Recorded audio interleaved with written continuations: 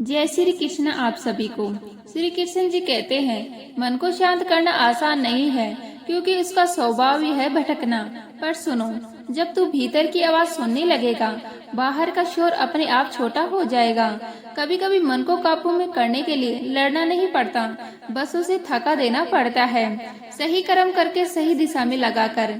श्री कृष्ण जी कहते हैं, दुनिया चाहे लाख ताने मारे, लेकिन असली जीत तब है जब तू भीतर से कह सके, हाँ मैं हार कर भी टूटा नहीं हूँ। मन शांत तब नहीं होता जब सब कुछ अच्छा चल रहा हो, बल्कि तब होता है जब बुरा वक्त भी तेरी हिम्मत को झुका नहीं पाता। याद रख, समुद्र कभी लहरों से शांत नहीं होता, वह गहराई से शांत होता है। वैसे ही तू ऊपर से परेशान दिख सकता है, पर भीतर अगर विश्वास है तो सबसे बड़ी आंधी भी तुझे हिला नहीं सकती। जैसे स्थिर चट्टान को बड़ी लहरें डिगा नहीं पाती, उसी प्रकार तुम्हारे विचारों के वेग से ज्यादा स्थिर, ज्यादा शक्तिशाली बनना है। वह शक्ति कैसे जागृत होगी? पहला लेसन, गुरु ने कहा, जो मान लोगे वह सत्य है। अभी तक तुम झूठी बातों पर विश्वास करते आ रहे हो कि मन है और मुझे परेशान करता है, इसीलिए मन के सामने कमजोरी महसूस करते हो। आपसे हर दिन हर पल बार बार स्वयं को याद दिलाओ, बार बार महसूस कराओ कि जहाँ मैं ध्यान देता हूँ वही मन जाता है। मैं सांस पर ध्यान देता हूँ तो मन शांत हो जाता है, यानी मैं मन का स्वामी हूँ और मन मेरा सेवक है। मन से ताकतवर बनने के लिए हमेशा प्रसन्न रहने के लिए दूसरा लेसन, शिकायतों से दूर रहो। गुरु ने कहा, यह संसार केवल तुम्हारे मन का प्रोजेक्शन है और यह मन की आदत है कि वह खुद की कमियों को, खुद की चिंताओं को संसार में देखता है। तुम चिंता और परेशानी पर ध्यान लगाओगे तो उतना ही वो तुम पर हावी होती जाएगी, तुम्हें हर जगह और भी लोगों में भी दिखेंगी। इसलिए बड़े से बड़े आध्यात्मिक व्यक्ति भी संसार की परेशानियां देखकर कंफ्यूज रहते हैं, पर यह कभी स्वीकार नहीं पाते कि वह अपने मन की कमियां बाहर देख रहे हैं और इसी कारण वह अपने ध्यान में कभी तरक्की नहीं कर पाते। इसीलिए जब शिकायत हो तो उसे धन्यवाद करो और खुद को याद दिलाओ कि यह मन है जो शिकायत करता है, यह मन है जो दुखी रहता है और मैं केवल मन को देखता हूँ। इस सच को महसूस करो। इस सच को महसूस करने से मन और तुम्हारे बीच में दूरी प्रकट होगी और तुम्हें शांति महसूस होगी। तीसरा लेसन है ज्ञान और अज्ञान। गुरु ने कहा, तुम जानते हो कि जब मन शांत होता है तो सब कुछ अच्छा लगता है, अंदर से आनंद और खुशी महसूस होती है। ज्ञान का मतलब यह जानना है कि पूरे ब्रह्मांड में आनंद का केवल एक ही सोर्स है और वह तुम खुद हो। बाहरी चीजों में कोई रस नहीं है, तुम्हारा ही आनंद है जो बाहरी रिफ्लेक्ट होता है। जिस पल तुम्हें यह स्वयं के अनुभव से साक्षात्कार होगा, उस पल मन भटकना छोड़ देगा और तुम्हें अपने आप ही वैराग्य प्राप्त होगा। इसके बाद तुम केवल बाहरी ड्यूटी करोगे, लेकिन अंदर हमेशा शांत अवस्था में रहोगे। गुरु ने कहा, इस शांति को पाने के लिए मन में नॉन अटैचमेंट का अभ्यास करो। हमेशा याद रखो कि मेरा असली स्वरूप आनंद और शांति है। मन मुझे नहीं बल्कि मुझ में प्रकट हो रहा है। मैं सब कुछ शांति में देख रहा हूँ, मैं कभी रिएक्ट नहीं करता। यानी जो मन से परेशान होता है, मन की शिकायत करता है, वह भी मन ही है। मैं हमेशा शांत हूँ, केवल सब कुछ देख रहा हूँ। इस तरह इस बात को याद करके हमेशा प्रेजेंट मोमेंट में बने रहो। यह प्रेजेंट मोमेंट असीम अनंत शांति है। यहाँ पर कोई रिएक्शन नहीं, केवल एक्शन होता है। इस तरह तुम मन में कभी उलझन नहीं पाओगे और सीधे लक्ष्य की तरफ बढ़ते जाओगे। सबसे पहले जो मान लोगे वही सत्य है। गलत आइडियाज जो हम पकड़े रहते हैं वही माया है। हम झूठी बातों पर विश्वास करते हैं कि मन मुझे परेशान करता है, इसीलिए हम मन के सामने कमजोर पड़ जाते हैं। इसलिए खुद को बार बार याद दिलाओ कि मैं जहाँ ध्यान देता हूँ वही मन जाता है। मैं मन का स्वामी हूँ और मन मेरा सेवक है।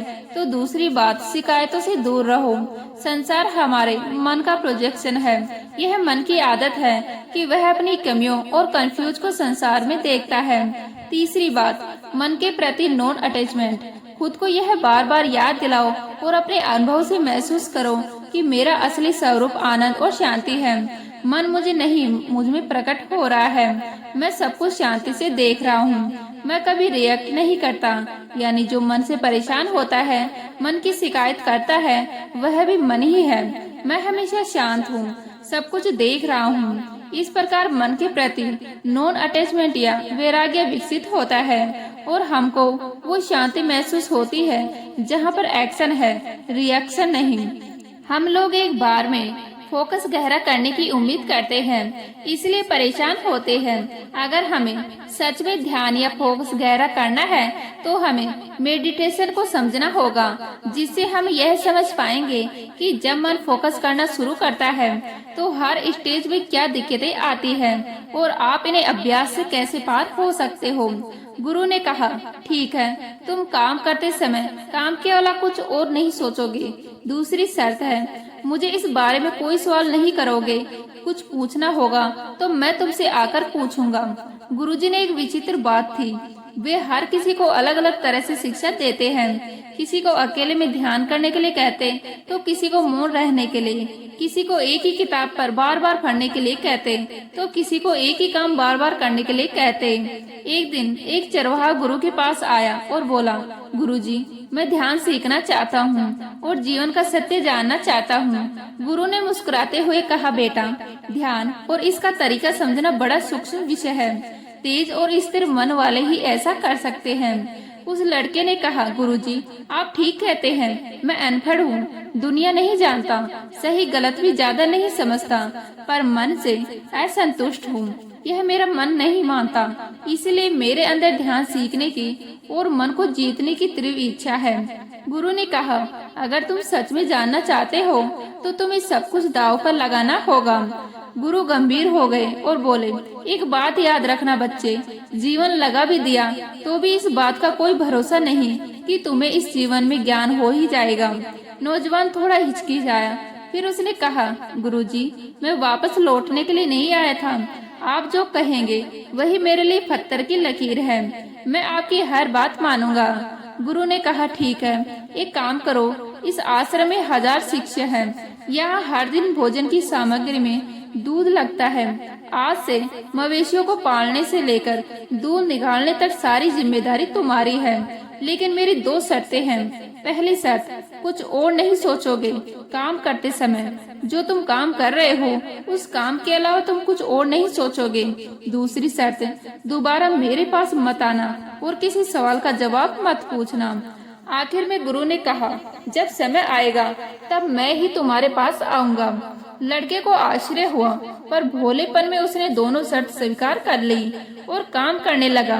जब भी काम करते समय उसके मन में कोई विचार आता तो वह सतर्क हो जाता। कभी कभी विचार नहीं रुकते तो वह रुककर बैठ जाता और अकेला बैठा रहता, ना किसी से कुछ बोलता, ना कुछ और करता। सबको बहुत अजीब लगता, लेकिन लड़का गुरु की शर्तों को निभाता रहा। समय अपनी रफ्तार से चलता रहा और देखते ही देखते 10 साल बीत गए। गुरु को छोड़कर आश्रम के सब लोगों को लगता कि यह नौजवान गूंगा है, लेकिन अब जल्दी ही सब कुछ बदलने वाला था। एक दिन गुरु ने घोषणा की कि मेरा आखिरी समय आ रहा है और मुझे अपना उत्तराधिकारी किसी को चुनना है जो मेरे बाद इस आश्रम के शिष्यों को गाइड कर सके। इसलिए मेरा कोई भी शिष्य जिसे लगता है कि मैंने ध्यान को जान लिया है, वह अपने जीवन की सीख एक कागज पर 2 पंक्तियों में लिखे और इस पेटी में डाल दे। जो ध्यान के सार को 2 पंक्तियों में लिखेगा वही इस आश्रम का उत्तराधिकारी होगा। इस घोषणा के बाद शिष्य आपस में विचार विमर्श करने लगे कि गुरु की फाइनल टीचिंग क्या है। यह चर्चा भी होने लगी कि गुरु ने जो सिखाया है उसे 2 लाइन में कैसे लिखें। ऐसी कौन सी 2 लाइन्स लिखें जिसमें पूरे ध्यान और तत्वों का सार हो और वह सबसे बेहतर भी हो। यह सारी चर्चाएं चलती रही। कई शिष्यों ने पर्चियां डाली। 2 दिन बाद गुरु एक एक करके सबकी पर्ची वापस करने लगे, क्योंकि किसी ने भी सही जवाब नहीं दिया था। आखिर में एक पर्ची थी जिस पर लिखा था कि मन दर्पण है, विचार धूल है, दर्पण साफ रखो, यही ध्यान है। यह पढ़कर गुरु ने सबसे मेधावी शिक्षक को बुलाया और उससे कहा, मैं जानता हूँ कि यह तुमने लिखा है, लेकिन यह भी सच नहीं है। गुरु की बातें सुनकर सब हैरान रह गए और सबने पूछा, गुरुजी, फिर सच क्या है? गुरु ने कहा, चलो मेरे साथ। एक शिष्य है जो जवाब दे सकता है। आश्रम के 1000 शिष्य गुरु के पीछे चल पड़े। सब चलते हुए उसी लड़के के पास पहुँचे जो मवेशियों को घास खिला रहा था। गुरु ने चरवाहे से पूछा, बताओ तुम्हारे हिसाब से सत्य क्या है? मैंने तुम्हें 10 सालों में क्या सिखाया है? सब शिष्यों को बहुत आश्चर्य हुआ क्योंकि सब उसे अनपढ़ और गंवार समझते थे। आज तक किसी ने उसे ध्यान करते या कुछ पढ़ते हुए नहीं देखा था। चरवाहे ने कहा, गुरुजी, मैं ज्यादा कुछ नहीं समझता, पर जो अनुभव मैंने जाना है वो यह है कि न मन का दर्पण है न विचारों की धूल है। जो यह जान गया वो उस रोशनी को पा गया। गुरु ने पूछा, यह तुमने कैसे जाना? ना तो तुमने कोई विशेष अध्ययन किया, ना ही तुमने कोई विशेष प्रक्रिया की और ना ही तुमने कोई विशेष अभ्यास किया। फिर तुमने इस ज्ञान को कैसे प्राप्त किया? चरवाहे ने कहा, गुरुजी, 10 साल पहले आपने मेरे सामने शर्त रखी थी कि जब काम करना हो तो उसको छोड़कर कुछ और मत सोचना। शुरू में मैंने प्रयास किया तो मुझसे काम नहीं होता था क्योंकि ना चाहते हुए भी बहुत से विचार आते थे। मन में कई प्रकार के सवाल उठते थे। कई बार वेग इतना बढ़ जाता था, मैं विचारों को इग्नोर नहीं कर पाता तो मैं रुक कर बैठ जाता और विचारों के जाने का इंतजार करता। लेकिन इंतजार करने से मन शांत नहीं होता, तो फिर मैं विचारों के बारे में ही सोचने लगा कि विचार क्या है, कहाँ से आते हैं। मैंने इन्हीं ही को देखना शुरू कर दिया कि यह विचार क्यों आते हैं और आकर कहाँ चले जाते हैं। जैसे ही मैंने अपने विचारों को पूर्ण ईमानदारी से देखना शुरू किया, जैसे ही मैंने अपने विचारों में इंटरेस्ट लेना शुरू किया, वैसे ही धीरे धीरे मेरा मन शांत रहने लगा। जब भी मुझे विचार आते तो मैं सतर्क हो जाता, विचारों को देखता, विचार जल्दी ही खत्म हो जाते और मैं काम पर वापस लौट आता। फिर एक ऐसा समय आया जहां मेरे सारे विचार शून्य हो गए और मैं कई समय तक इसी विचार शून्य स्थिति में, मैं इसी आनंद में बना रहा और यही मुझे सारा ज्ञान प्राप्त हुआ। शिष्य की बातें सुनकर गुरु बहुत खुश हुए। तभी चरवाहे ने कहा, गुरुजी, लेकिन इससे भी ज्यादा महत्वपूर्ण आपकी दूसरी शर्त थी कि आपने मुझे सवाल पूछने से मना कर दिया था। अगर यह शर्त न होती तो मुश्किल आने पर मैं इस अभ्यास को छोड़ देता और कुछ और जानने की या करने की कोशिश करता और मन के जाल में फंसा रहता। मैंने कभी यह जाना ही नहीं कि अपने अभ्यास पर डाउट करना केवल एक विचार है। दूसरा सॉल्यूशन ढूंढना भी मन का ही विचार है। यह भी आएगा और चला जाएगा। आपकी दूसरी शर्त ने मुझे पहली शर्त पर टिकाए रखा। जब मैंने दृढ़ निश्चय किया कि मुझे मात्र यही काम करना है, तो मन दोबारा फिर मुझ पर हावी नहीं हो पाया। चरवाहे ने अपनी कहानी खत्म की। गुरु शांति से सबके चेहरे देखते रहे। जिन्हें कुछ समझ आया उन्होंने चरवाहा को नमस्कार किया, जिन्हें कुछ समझ नहीं आया उन्होंने भी नकली नमस्कार किया और सब अपने कमरों में चले गए। दिन खत्म हुआ, आधी रात हुई। गुरु ने चरवाहे को जगाया और गंभीर स्वर में कहा, बेटे, ये लो मेरी छड़ी और मेरी शॉल। यह प्रतीक है कि तुम ही मेरे सच्चे उत्तराधिकारी हो, परंतु तुम अभी के लिए आश्रम छोड़कर चले जाओ, क्योंकि इस आश्रम में बहुत सारे विद्वान शिष्य हैं जो खुद को तुमसे सर्वश्रेष्ठ मानते हैं और मेरे जाने के बाद वह तुम्हें शांति से जीने नहीं देंगे, क्योंकि वो इस बात को बर्दाश्त नहीं कर पाएंगे कि वो अभी तक मन के जाल में फंसे हुए हैं और एक साधारण सा चरवाहा केवल 2 शर्तों को मानकर आत्मज्ञान को पा गया है। चरवाहे ने गुरु को प्रणाम किया, पैर छुए और रात ही रात वहाँ से निकल गया। तो मन क्या है? जैसे प्रकाश की अनुपस्थिति को अंधेरा कहते हैं, यानी अंधेरे का अपना कोई अस्तित्व नहीं है, वैसे ही मन का अपना कोई अस्तित्व नहीं है। हम ध्यान के ना होने को प्रेजेंट में ना रहने को मन कहते हैं, यानी प्रेजेंट मोमेंट में ना रहना ही मन है। प्रेजेंट मोमेंट में ना रहना ही विचार है। मन के विचार कैसे शांत होंगे? मन को इग्नोर मत करो। अगर आप विचारों को इग्नोर करोगे, इनके खत्म होने का इंतजार करोगे या इन्हें दबाने की कोशिश करोगे, तो विचार कभी खत्म नहीं होंगे, क्योंकि कोशिश और इंतजार दोनों आपको प्रेजेंट मोमेंट से दूर ले जाएंगे। इसलिए जो कुछ प्रकट हो रहा है, मन शांति विचार उसे देखना ही ध्यान है। जैसे ही आप प्रेजेंट मोमेंट में आते हो, वैसे ही मन का वेग शांत होने लगता है। अगली बात, शक्तिशाली मन की ताकत एकाग्रता में है और केवल ताकतवर मन ही शांत हो सकता है और शांत मन ही प्रेजेंट मोमेंट में रह सकता है। इसीलिए नई नई चीजें सीखने के बजाय एकाग्रता से अभ्यास करना सीखो। जिस इंसान के पास कंसंट्रेशन नहीं होता, उसका मन डाउट्स और चिंता से विचलित हो रहा होता है। डाउट्स क्या होते हैं? जितने डाउट्स हमें आते हैं, जितनी शिकायतें होती है, वह भी बस विचार ही है जो हमें प्रेजेंट मोमेंट में डिस्टर्ब करती है। इसीलिए अभ्यास करने का दृढ़ निश्चय करो। हर हाल में अभ्यास पर टिके रहो। एकाग्रता विकसित करो। एकाग्र होकर उचित क्रम करना ही ध्यान है। जो ऐसे डर निश्चय से जीतता है, उसे मन के ऊपर जीत मिलकर ही रहती है।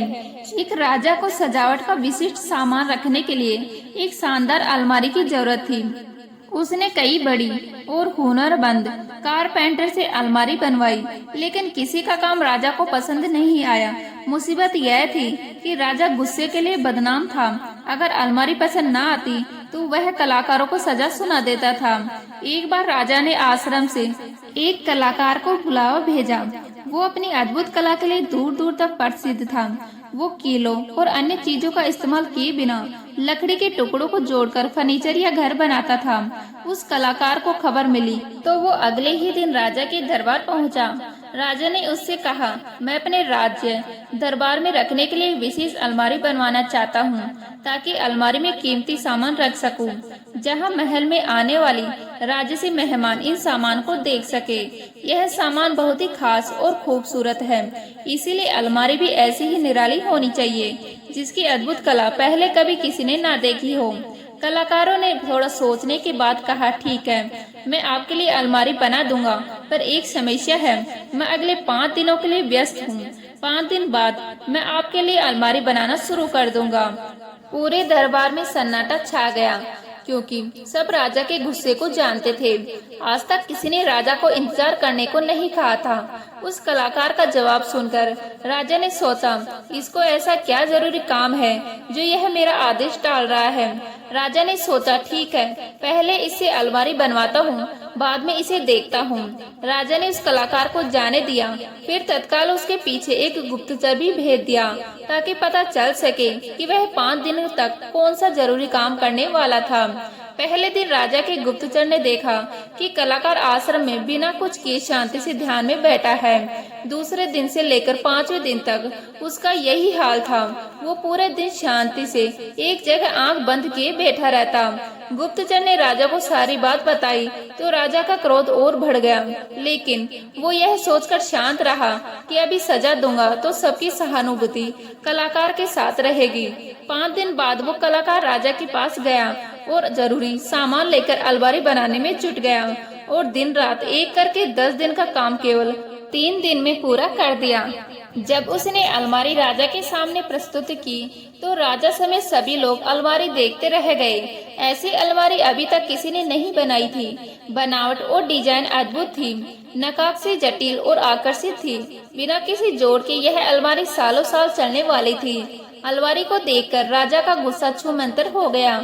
वो अत्यंत प्रसन्न और हैरान हुआ, क्योंकि वह जानता था कि कलाकार ने इंसानी काबिलियत से कहीं बेहतर अलमारी बनाई है। जिस अलमारी को बनाने में जवान युवक को 10 दिन लग जाते, उस काम को 55 साल के इस कलाकार ने बिना किसी खामी के 3 दिन में पूरा कर दिया। ऐसा अद्भुत काम और प्रतिभा देखकर राजा का अहंकार पिघल गया।